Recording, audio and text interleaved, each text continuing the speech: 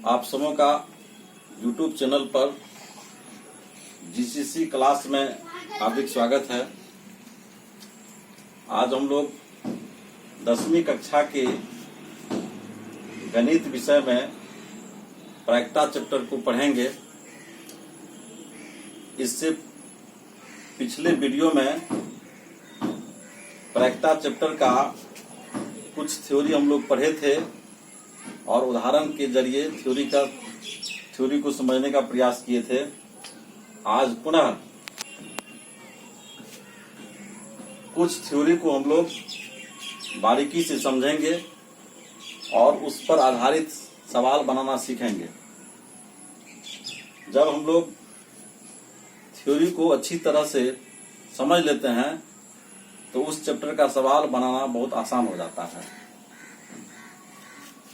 लेकिन हम उन विद्यार्थियों को सलाह देना चाहेंगे जिन्होंने इस चैप्टर का पहला वीडियो जो YouTube पर अपलोड है नहीं देखा है, तो इस वीडियो को देखने से पहले पहला वीडियो निश्चित रूप से देख लेंगे ताकि इस चैप्टर का हर सवाल उसे आसान तरीके से बन जाए। तो आज हम लोग कुछ महत्वपूर्ण घटना पर चर्चा करेंगे और उदाहरण के जरिए बहुत आसान तरीके से समझने का प्रयास करेंगे। इन घटनाओं में कुछ महत्वपूर्ण घटनाएं हैं। समसंभावी घटना या समप्रायिक घटना। दूसरा घटना है प्रारंभिक घटना या इसको प्राथमिक घटना भी कहते हैं। निश्चित घटना या निर्धारित घटना। असंभव घटना, पूरक घटना। हम लोग जानते हैं कि प्रायिकता चैप्टर के अंतर्गत प्रायिकता किसी घटना का ज्ञात करते हैं, तो इन घटनाओं की प्रायिकता हम लोग कैसे ज्ञात करेंगे, ये घटनाएं क्या है, इसको चलिए उदाहरण के जरिए हम लोग समझने का प्रयास करते हैं। सबसे पहले जानते हैं कि समसंभावी घटना या समप्रायिक घटना क्या है।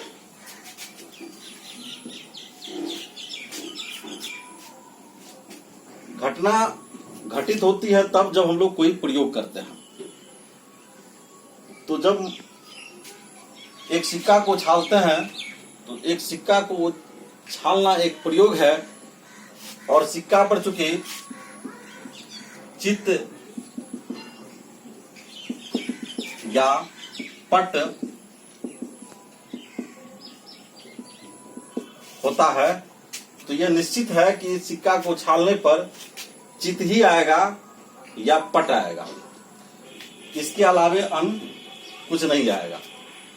तो निर्धारित तो है चित्त आएगा या पट आएगा, लेकिन पहले से हम यह दावा नहीं कर सकते हैं कि चित्त ही आएगा या यह दावा नहीं कर सकते हैं कि पट नहीं आएगा। कहने का मतलब है कि दोनों एक सिक्का को जब उछालते हैं तो दोनों में से किसी एक का आना निश्चित है, लेकिन अग्रिम रूप से उसे निर्धारित हम नहीं कर सकते हैं। दोनों की संभावना सेम है, किसी का अधिक या किसी कम।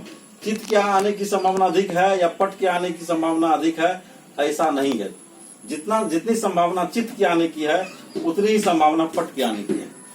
तो इस प्रकार हम लोग समझ सकते हैं कि दोनों घटना के घटित होने की संभावना एक समान है। तो समसंभावी घटना का मतलब ही होता है समसंभावी। इसको समझने के लिए इसमें दो शब्द है, सम और संभावी। सम का मतलब हो गया समान और संभावी का मतलब हो गया संभावना। तो अगर किसी प्रयोग में जितने संभावित परिणाम है सब के आने की संभावना अगर समान है तो उसी को समसंभावी घटना या समप्रायिक घटना कहेंगे। तो कहने का मतलब है, इसकी परिभाषा अगर हम लोग लिखना चाहें तो लिख सकते हैं, किसी प्रयोग में सभी परिणामों के आने की संभावना समान हो तो उसे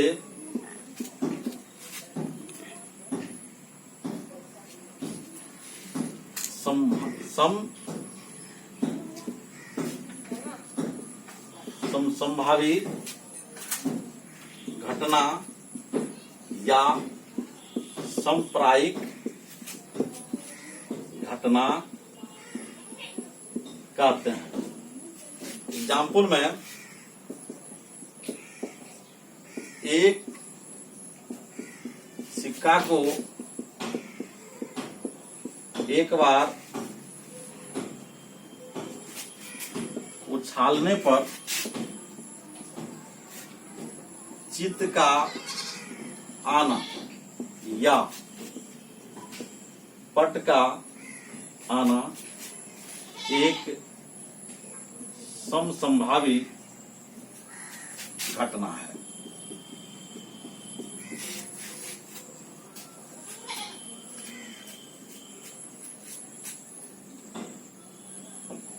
दूसरा उदाहरण,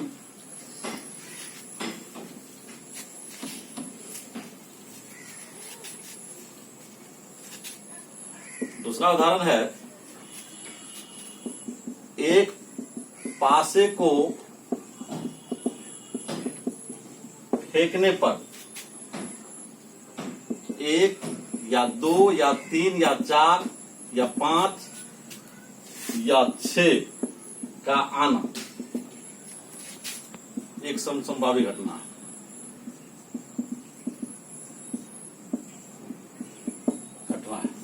क्योंकि जब एक पासा को फेंकेंगे तो इन 1 से लेकर के 6 तक में हर घटना के घटित होने की संभावना एक समान है। जितनी संभावना एक आने की है उतनी संभावना 2 आने की है, उतनी संभावना 3 आने की है, उतनी संभावना 4 आने की है। तो कहने का मतलब है कि इनमें से कोई न कोई अंक तो आएगा, लेकिन कौन आएगा पहले से निर्धारित नहीं है, कोई आ सकता है। सबकी संभावना एक समान है। इसलिए एक पासे को फेंकने का मतलब हुआ कि प्रत्येक परिणाम के आने की संभावना एक समान है, इसीलिए इसको एक समसंभावी घटना कहेंगे।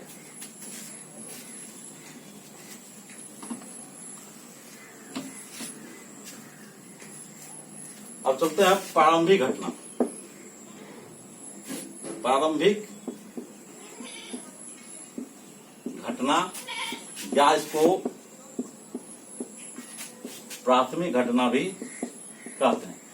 ये घटना क्या होती है, इसकी प्रायिकता क्या होती है, इसको हम लोग समझेंगे।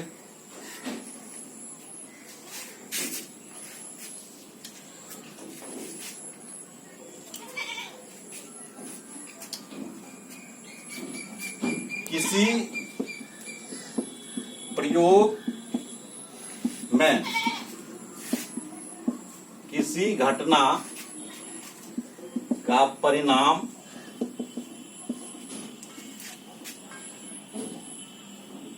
एक होता है तो उसे प्रारंभिक घटना कहते हैं। किसी प्रयोग में किसी घटना का परिणाम एक होता है तो उसे प्रारंभिक घटना कहते हैं। एग्जाम्पल में एक पासा को एक बार फेंकने पर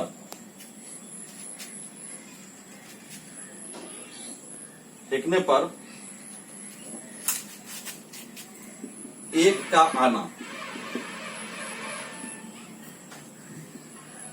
2 का आना, 3 का आना, इसी प्रकार 4 का आना, 5 का आना, 6 का आना, यह एक प्रारंभिक घटना है। क्योंकि एक का कितना परिणाम है, एक की परिणाम का मतलब एक की संख्या कितनी है, 1 से पासा पर हम लोग जानते हैं कि 1 से लेकर के 6 तक अंकित होते हैं। अगर हम लोग 1 के अनुकूल परिणाम की संख्या ज्ञात करेंगे तो 1 की संख्या कितनी, 1 के अनुकूल परिणाम की संख्या मतलब 1 की संख्या, 2 के अनुकूल परिणाम की संख्या मतलब 2 की संख्या, 3 के अनुकूल परिणाम की संख्या मतलब 3 की संख्या। तो 1 भी 1 है, 2 भी 1 है, 3 भी 1 है, 4 भी 1 है, 5 भी 1 है, 6 भी 1 है। प्रत्येक का परिणाम सिर्फ 1 है। तो प्रत्येक का परिणाम 1 है, इस कारण से 1 का आना या 2 का आना या 3 का आना, 4 का आना, 5 का आना, 6 का आना एक प्रारंभिक घटना है, क्योंकि सब का परिणाम सिर्फ 1 है। एक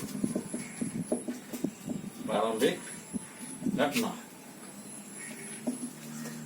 इसी प्रकार दूसरा एग्जाम्पल हम लोग लेते हैं।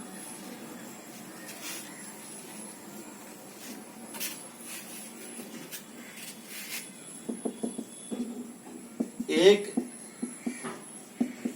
सिक्का को फेंकने पर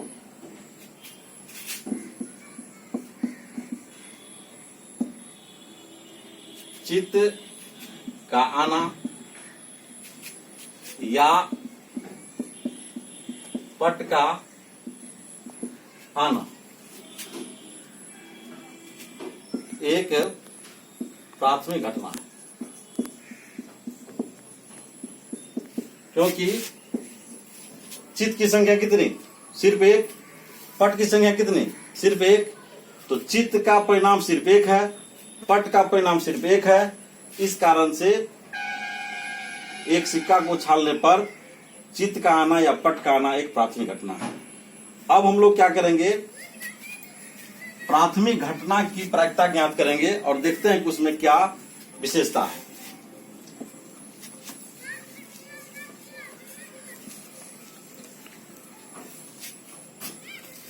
एक उदाहरण लेते हैं, उदाहरण के रूप में क्वेश्चन लेते हैं।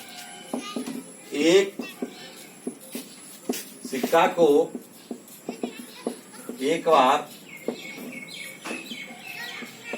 उछालने पर चित्त तथा पट आने की प्रायिकता ज्ञात करें। तो हम लोग जानते हैं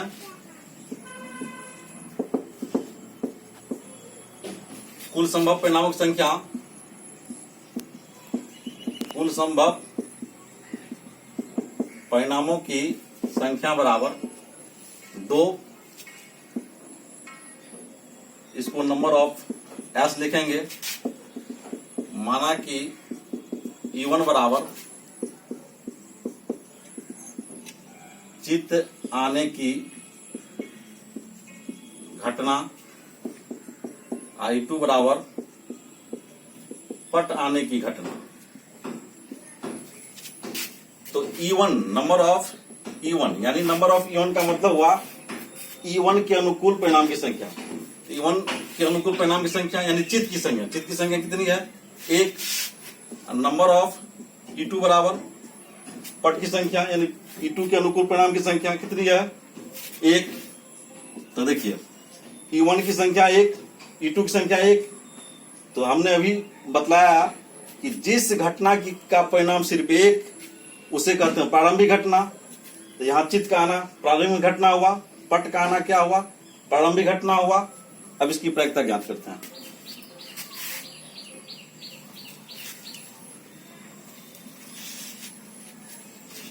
अब प्रारंभिक घटना की प्रायिकता ज्ञात करते हैं। सबसे पहले चित्त आने की प्रायिकता ज्ञात करते हैं। तो P ऑफ E1 बराबर हो जाएगा number of E1 by number of S, 1/2 हो गया। P ऑफ E2 बराबर number of E2 by number of S बराबर 1/2। अब दोनों को हम जोड़, दोनों प्रारंभिक घटना है। E1 क्या है, प्रारंभिक घटना। E2 क्या है, प्रारंभिक घटना। दोनों प्रारंभिक घटना का अलग अलग हम क्या किए हैं, प्रायिकता ज्ञात किए हैं। अब क्या करते हैं, दोनों को जोड़ते हैं। पहली प्रारंभिक घटना की प्रायिकता और दूसरी प्रारंभिक घटना की प्रायिकता P of P2 कितना निकल जाता है? 1/2 प्लस 1/2, 2 कट गया, कितना हुआ? 1 हुआ। तो एक प्रयोग हमने किया, सिक्का को उछाला, उसके जो भी संभव परिणाम थे, जो भी संभव परिणाम का मतलब इसमें 2 संभव परिणाम है, चित्त का आना और पट का आना, दोनों का हमने क्या किया, अलग अलग घटना की प्रायिकता ज्ञात किए और दोनों प्रायिकता को जोड़ दिए। कितना आया परिणाम? इसका योगफल 1 आया। इससे स्पष्ट हुआ कि एक किसी प्रयोग के जो संभव परिणाम है उसकी प्रायिकता अगर ज्ञात करते हैं और उसको अगर जोड़ देते हैं तो उसका योगफल क्या होगा? हमेशा 1 होगा। तो इसको नोट कर लीजिए और याद रखिए नोट में कि किसी प्रयोग में सभी संभव या सभी प्रारंभिक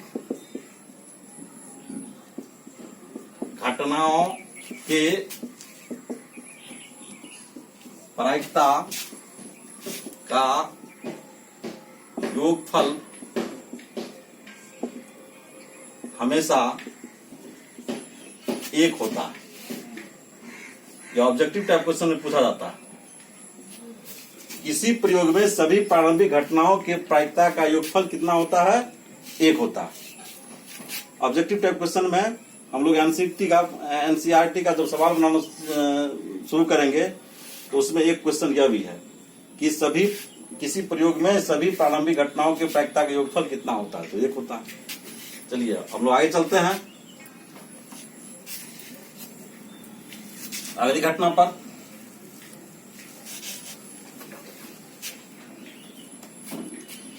निश्चित घटना।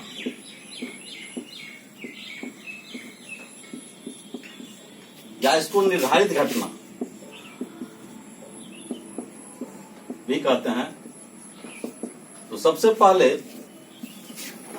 क्योंकि हम लोग पासा से और सिक्का से विशेष रूप से परिचित है और आगे हम लोग गेंद से संबंधित सवाल बनाएंगे, ताश की पत्ते निकालने से संबंधित सवाल बनाना सीखेंगे और घटना से संबंधित सवाल बनाना सीखेंगे। लेकिन अभी उदाहरण के तौर पर हम सिक्का और पासा को केवल ले रहे हैं क्योंकि उससे पूर्ण रूप से परिचित हो चुके हैं। तो निश्चित घटना या निर्धारित घटना, नाम से स्पष्ट है कि कोई घटना, कोई प्रयोग करते हैं उसमें कोई न कोई घटना निश्चित रूप से घटेगी। जैसे एक पासा हम ले लेते हैं, एक पासा को अगर हम उछालते हैं तो एक पासा पर 1, 2, 3 या 4 या 5 या 6 अंक होते हैं। तो ये तो निश्चित है कि इनमें से ही कोई न कोई अंक आएगा। हम कहेंगे कि एक पासा को फेंकने पर 7 आने की प्रायिकता ज्ञात कीजिए। तो क्या पासा पर 7 होता है? क्या नहीं होता है, ऐसा तो संभव नहीं है। इन्हीं में से कोई न कोई अंक आएगा। तो कोई न कोई अंक आएगा तो निश्चित है, यानी ये 1 से लेकर के 6 तक अंक ये क्या है? सभी 7 से कम है। तो ये निश्चित है कि एक पासा को फेंकने पर 7 से छोटी अंक आएगा, चाहे वह 1 आएगा, चाहे 2 आए, चाहे 6 आए, इन्हीं 6 में से कोई न कोई एक आएगा। यह निश्चित है, यह निर्धारित है। तो किसी प्रयोग में जो संभावित परिणाम है उसकी संभावना घटित होने की निश्चित है, ऐसी घटना को हम लोग कहेंगे निश्चित घटना या निर्धारित घटना। और इसका प्रायिकता, निश्चित घटना या निर्धारित घटना की प्रायिकता हमेशा 1 होती है। इसको हम लोग उदाहरण के द्वारा समझेंगे। सबसे पहले समझ लीजिए इसकी, है ना, इस घटना के संबंध में हम लोग परिभाषा भी दे सकते हैं। जिस घटना की घटित होना निश्चित होता है उसे निश्चित घटना कहते हैं। एग्जाम्पल में एक पासे को एक बार फेंकने पर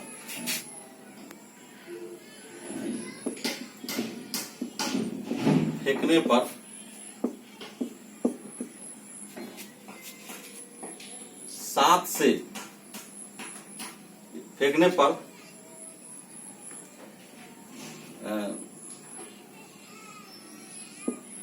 1 से 6 तक 1 से 6 तक यानी 1 से 6 तक यानी 7 से छोटी अंक का आना एक निश्चित घटना है। एक निश्चित घटना। अब हम क्या करते हैं, निश्चित घटना की प्रायिकता ज्ञात करते हैं। यहां तक नोट करते जाइए। जहां दिक्कत है वहां फिर से आप लोग कमेंट सेक्शन में पूछ सकते हैं। तो जहां दिक्कत है उसको नोट करिए, और जहां जो समझ में आ रहा है वो ठीक है, जो नहीं समझ में आ रहा है तो कमेंट सेक्शन बॉक्स में निश्चित रूप से कमेंट करिएगा। अब हम लोग एक निश्चित घटना की प्रायिकता ज्ञात करते हैं। तो देखिए, निश्चित घटना की प्रायिकता क्या होगी? प्रायिकता बराबर निश्चित घटना के अनुकूल परिणामों की संख्या बटे कुल संभव परिणामों की संख्या। तो निश्चित घटना कितने हैं? हम लोग जानते हैं कि 1 से लेकर के 6 तक, इन्हीं में से कोई न कोई अंक आएगा। तो 1 का आना एक घटना हुआ, एक निश्चित घटना हुआ। 2 का आना एक निश्चित घटना, 3 का आना एक निश्चित घटना, 4 का आना एक निश्चित घटना, 5 का आना एक निश्चित घटना, 6 का आना एक निश्चित घटना। तो कुल निश्चित घटना कितने हो गए? चूंकि इसी में से कोई न कोई आएगा तो कुल निश्चित घटना हो गए 6। तो हम लिख देंगे निश्चित घटना के अनुकूल परिणामों की संख्या हो गए 6, और कुल संभव परिणाम कितने हो गए? 6। 6 कट गया, बराबर हुआ 1। तो कहने का तात्पर्य है निश्चित घटना की प्रायिकता कितना निकला? 1 निकला। तो किसी प्रयोग में अगर निश्चित घटना घटने की संभावना है तो निश्चित घटना की प्रायिकता अगर ज्ञात करते हैं तो वह हमेशा किसी प्रयोग के लिए निश्चित घटना की प्रायिकता का मान हमेशा 1 होगा।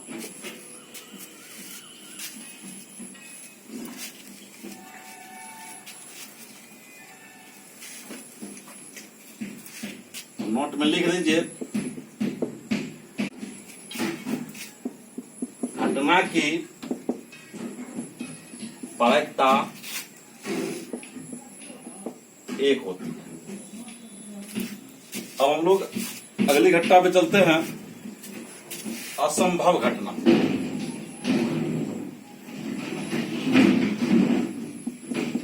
असंभव घटना। असंभव घटना क्या? नामे से स्पष्ट है, जिस घटना घटना संभव नहीं है उसे असंभव घटना कहते हैं। अच्छा, एग्जाम्पल में इसको एग्जाम्पल के द्वारा हम समझते हैं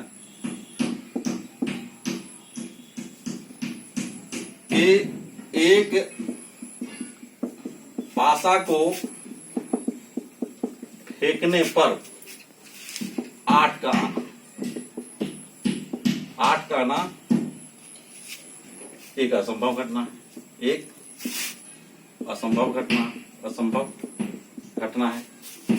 क्यों असंभव घटना है? क्योंकि पासा पर तो 8 होता नहीं है। अगर कह दे कि 5 बच्चा का समूह है और उसमें हम कह देंगे कि 5 बच्चा के समूह में से 4 आंख वाले बच्चा की प्रायिकता ज्ञात कीजिए, तो क्या 4 आंख वाले बच्चे होते हैं क्या? तो जब 4 आंख वाले बच्चे नहीं होते उसकी संख्या हो जाएगी 0। और हम लोग जानते हैं किसी घटना की प्रायिकता ज्ञात करने के लिए उस घटना के अनुकूल परिणाम की संख्या ऊपर लिखते हैं, कुल संभव परिणाम संख्या नीचे लिखते हैं। तो ऊपर हो जाएगी 0 और कुल परिणाम हो जाएंगे जो कुछ हो, तो 0 बटे समथिंग इक्वल टू हो जाएगा 0। तो यहां देखिए, इसको हमेशा याद रखिएगा, असंभव घटना, इसकी परिभाषा लिख लीजिए। जिस घटना का घटित होना संभव नहीं है, अर्थात जिस घटना की प्रायिकता, जिस घटना की प्रायिकता शून्य हो उसे असंभव घटना कहते हैं। असंभव घटना कहते हैं। तो असंभव घटना की प्रायिकता हमेशा 0 होती है और निश्चित घटना की प्रायिकता 1 होती है। ये दोनों बातों को ध्यान में रखेंगे। इससे संबंधित ऑब्जेक्टिव टाइप का प्रश्न आता है। चलिए हम लोग आगे चलते हैं।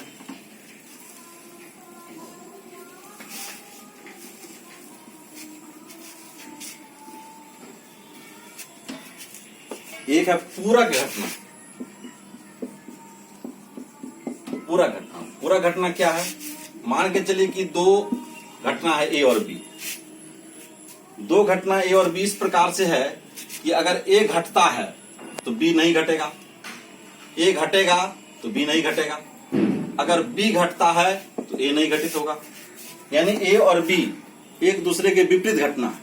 ए घटने पर बी नहीं घटेगा, बी घटने पर ए नहीं घटेगा। तब हम इन दोनों को एक दूसरे का पूरक घटना कहेंगे। तो पूरक घटना की परिभाषा लिख सकते हैं।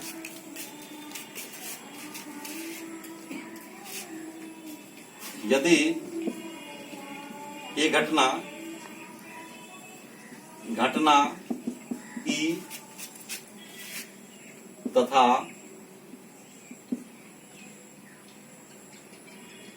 यदि घटना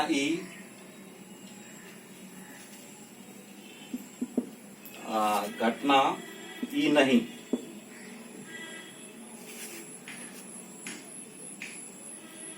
घटना ई, इसको ऐसे लिख सकते हैं, घटना ई तथा एक घटना ई नहीं को एक दूसरे का पूरक घटना कहते हैं। तो ई नहीं, ई का पूरा घटना हुआ। ई नहीं को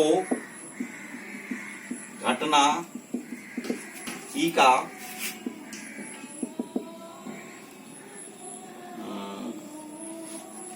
ई नहीं को घटना, ई नहीं को ई डैश, इस प्रकार से ई नहीं को ऐसे भी ई लिख देंगे, ऊपर में एक रेखाखंड खींच देंगे तो ई नहीं पढ़ेंगे। इसको ई नहीं को ऐसा भी लिख सकते हैं, लिखा जाता है। तो कोई घटना मान के चलिए ई, जिसकी प्रायिकता ई है, जिसकी प्रायिकता है पी ऑफ ई, इसके पूरा घटना हुआ ई इस प्रकार से है। तो इसकी प्रायिकता, दोनों की प्रायिकता का योग हमेशा 1 होता है। यानी किसी घटना और पूरा घटना की प्रायिकताओं का योगफल क्या होता है? 1 होता है। एक प्रकार का सूत्र बन गया। इस दोनों में से कोई अगर एक मान दिया हुआ है तो इससे हम लोग क्या कर सकते हैं? इसी से 2 सूत्र बन जाएंगे। पी ऑफ ई बराबर ई माइनस घटना ई नहीं की प्रायिकता, या अगर ये घटना ई नहीं की प्रायिकता ज्ञात करनी है तो ई माइनस घटना ई की प्रायिकता हो जाएगी। इसको नोट कर लीजिए।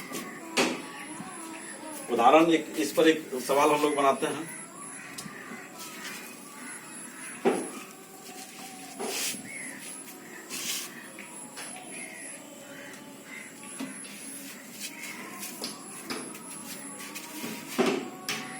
एग्जाम्पल में हम लोग एक सिक्का को उछालने पर चित्त का आना तथा पट का आना एक दूसरे का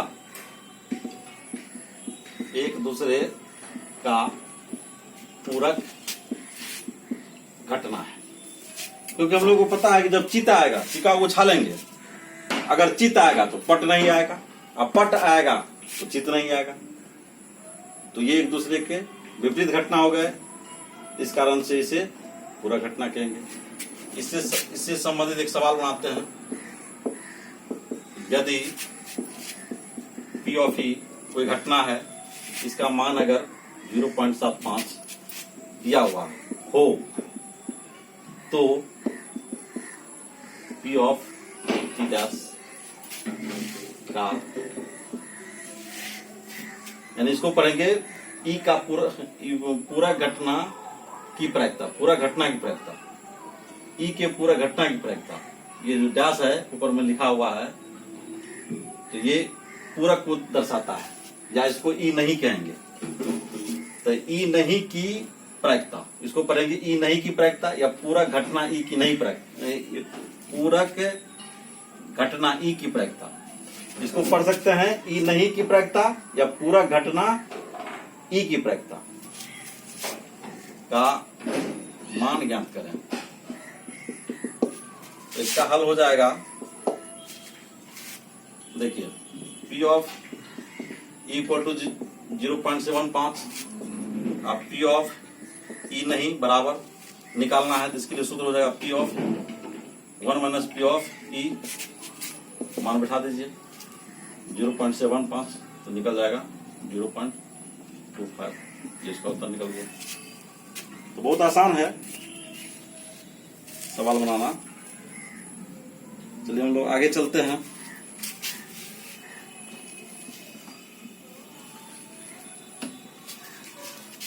ऑब्जेक्टिव टाइप का सवाल जब हम लोग हल करना प्रारंभ करेंगे, तो अभी जितने कुछ दिखाए गए या बताए गए हैं उनको हम सारांश के रूप में, समरी के रूप में लिख देते हैं एक जगह। इसको ध्यान में रखिएगा। किसी घटना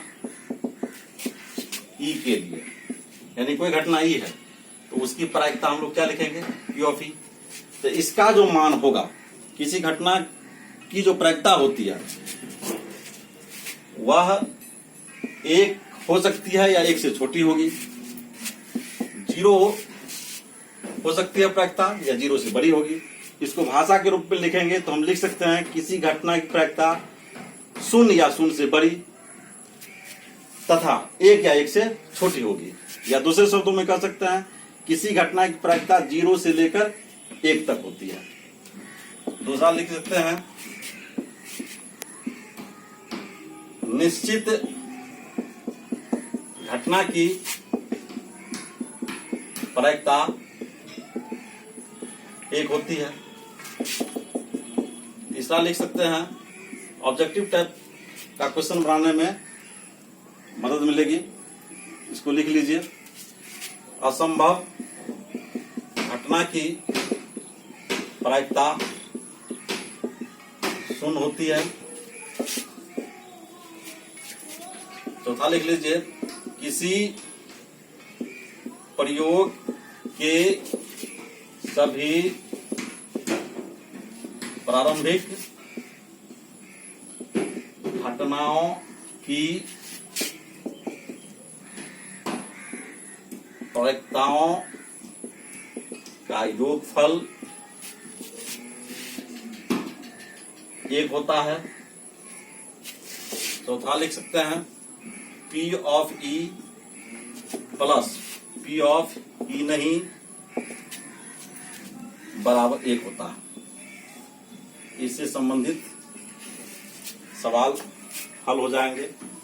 और NCERT के जो गणित है 15.1 का जो चैप्टर है उसमें बहुत सारे ऑब्जेक्टिव टाइप के प्रश्न डाले गए हैं, तो जो इनको पढ़ने पर बहुत आसान तरीके से बन जाएंगे।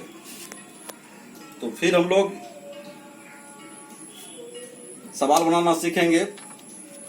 अब NCERT का हम लोग अगले वीडियो में एक एक करके सवाल बनाना सीखेंगे।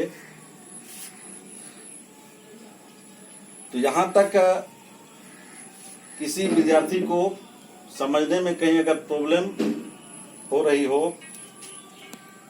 या कुछ सलाह देना हो तो हम उनसे आग्रह करते हैं कि कमेंट सेक्शन में जाकर निश्चित रूप से सुझाव या शिकायत या कमेंट कर सकते हैं। साथ साथ जिन छात्रों को यह वीडियो अच्छा लगे वे निश्चित रूप से सब्सक्राइब करेंगे, बेल आइकॉन के बटन को निश्चित रूप से दबा देंगे, वीडियो को लाइक करेंगे, अधिक से अधिक अपने दोस्तों को भी शेयर करेंगे ताकि सभी छात्र लाभान्वित हो सके। आज का इतना ही, धन्यवाद।